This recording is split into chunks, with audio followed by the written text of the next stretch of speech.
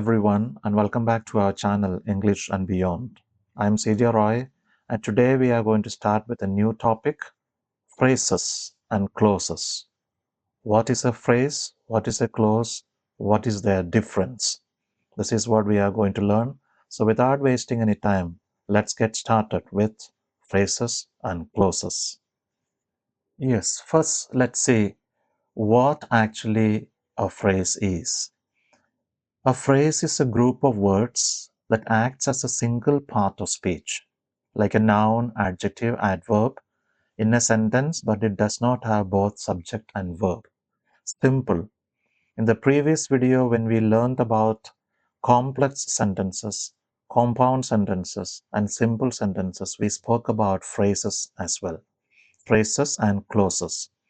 So phrase, as it is said here, is a group of words which do not have a subject and a verb. Verb means finite verb. So phrase just acts like any single part of speech. For example, like it might act like a noun, it might do the work of an adjective or adverb and such things. So remember, all that is said here is a phrase is a group of words which does not have a subject and a finite verb. You may have other non-finite verbs and things like that. And together, a phrase, one word, two words, or more than two words, they together form one single part of speech. It can function like a noun, it can function like an adjective, or it can function like an adverb. But this is the one thing that you need to remember. What is it? It does not have a subject and a finite verb. So no subject verb combination, as I said, and cannot stand alone as a complete sentence. Never. Without a subject and without a verb, how can a sentence be? So act as a single unit of meaning. As I said, they work like a noun, adjective, or something like that, used to add detail or description in a sentence. Why do we use phrases? Because when we add phrases, we can add a little more detail to what we want to say, or we can describe what we want to say. Some examples of phrases, we say on the table, on the table. This is prepositional phrase it is. Why it is prepositional phrase? Because it starts with on. On is a preposition. So on the table is a prepositional phrase. I kept the money on the table. In on the table, we do not have a subject, we do not have a finite verb. So it is simply a phrase. Next, to win the prize. To win the prize. To win is infinitive, we already learned. We take the root base form of a verb and you place a to before that. To eat, to drink, to play.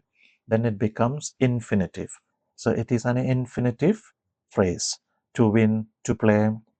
Next one, a well-written story. Write, wrote, written, past participle. Okay, a well-written story. So well-written here becomes an adjective, and the noun story. So it is a noun phrase. Means a well-written story is interesting to read. So it becomes as a subject, it becomes as a noun. Next, running across the field. Run with ing participle, present participle. So we can say participial phrase, this one. So all these phrases do not express a complete thought. They just function as a single unit of part of speech. So phrase is simple, nothing much to remember, dear learners. All that you remember is it's a group of words, one or two or three, four words, or many can be, but they do not have a subject and a finite verb. That's the one thing you need to remember. If there is a subject and finite verb, we will learn next. Clause, it will be C-L-A-U-S-E, clause. If there is a finite verb and subject. And if there is no finite verb and subject, and then they are a group of words, then phrase. So let us just see some exercises here and see if we can do this. To become a doctor, what kind of phrase is this one? To become is not finite verb, it is infinitive. We learned in some previous video about this infinities, when we learned about finite and non-finite verbs. So to become a doctor is infinitive phrase. It is infinitive. Now, under the old bridge, second one, under the old bridge. It starts with under, and under is a preposition. So it will be prepositional phrase. A man of great wisdom, a man of great wisdom. This is a noun, it is man of great wisdom. So it's a noun phrase. Barking at the stranger, bark with ing participial. So it is participial phrase. To win the trophy, you know the meaning. To win, infinitive. So infinitive phrase. Dressed in a black suit, dressed in a black suit, participial phrase. Where is the participle? Dressed. So dress, dressed, dressed. V3 form. So that is past participle. V1 with ing, as we learned earlier, it is present participle. Both are participles. Okay. Behind the curtain. Behind is simple. It's a preposition. It's a prepositional phrase. An extremely difficult puzzle. We are speaking about a noun here. So it is a noun phrase. So this is what a phrase is. So let there be no doubt in your mind what a phrase is. Simple. Forget about everything. Just remember this. A phrase will not have a subject and a verb. Verb, I mean finite verb. Okay, it could be infinitive, it could be participle, it could be noun, it could be any of those things. All right. Now let's go to the next one, which is clause. So this is complete contrast to the phrases. A clause is a group of words that contains a subject and a predicate. Predicate, a verb or a verb phrase. So to predicate means to tell about the subject. And now only verb can tell about the subject clearly. So simple meaning, it may or may not make a complete sentence on its own. So a clause may or may not make a complete sentence. But let me tell you, a phrase is without subject and finite verb. A clause is compulsorily should have a subject and a finite verb. Is that clear? Clause has subject and finite verb. Phrase does not have a subject and a finite verb. Simple. Now, a clause can stand independently, maybe, or may not stand independently, only partial meaning. Yesterday, or rather the previous video when we learned, I explained to you clauses. There are two types of clauses. One is independent clause, or we can also call it main clause or principal clause. Main, independent. If it is an independent clause, then it can stand alone. The other one is dependent clause, DC, or subordinate clause, beginning with a subordinator or subordinating conjunction. And no subordinate clause can stand alone because they only make partial meaning. So let us see here, independent clause has a subject and a verb and expresses a complete thought. For example, she is reading a book. Now she is the subject here, is reading is the verb. So she is reading a book and it's a full sentence, that clause.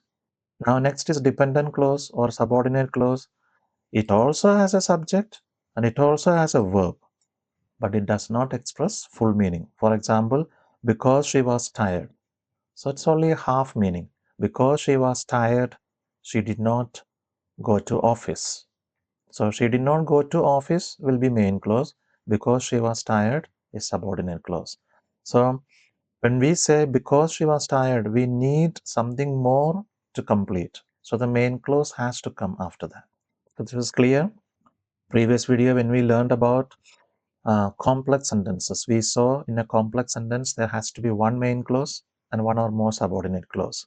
We saw compound sentence. There we learned two or more coordinate clauses, main clauses. And we saw simple sentence, which is a main clause itself, which is a complete sentence also. So that's what we learned here. And the difference now, let us just see. Now you already know the difference between a phrase and a clause. Let's just go through. Has a subject and verb. Clause has. It has a subject and verb. Phrase, no. No subject and no verb. Can stand alone if independent. Yes. If independent. No phrase can stand alone. Can be a complete sentence. Yes. If independent. Subordinate clauses cannot. That is the reason. But phrase, never. Acts as a sentence or part of a sentence. Clause is always a sentence. If a clause is a sentence, then it is simple sentence. Only one subject, one finite verb. If the clause has got more, then it's a totally different thing. So part of a sentence, it could be then. And the phrase, single part of speech. Just instead of using a single word, sometimes we use 2, 3 words so that we get the meaning clearly when we explain or describe.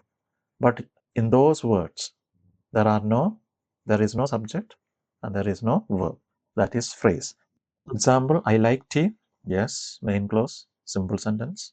Because it's raining, clause, yes, but it is subordinate clause because it's raining.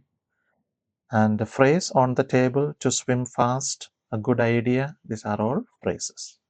Now, let us do some exercises and see if we can find out more about phrases and clauses. While Ria was cooking dinner, the guests arrived unexpectedly. This is a sentence. Now we learned about complex sentence. This is a complex sentence. One is a main clause or independent clause. The other one is subordinate clause. Tell me which is the independent clause here in this independent complete sentence with a subject and verb. See here, I'll show you. While Ria subject, was cooking, verb. Here, the guests subject, arrived, verb. So both the clauses have got a subject and verb. That is why they are clauses. Otherwise, they would become some phrase maybe. But here, which clause in this can stand alone? The one that can stand alone is main clause, principal clause, or independent clause we call. So what is independent clause here? Yes, you got it. The guests arrived unexpectedly. If you separate this one, the guests arrived unexpectedly. We can put a full stop and it can become a simple sentence.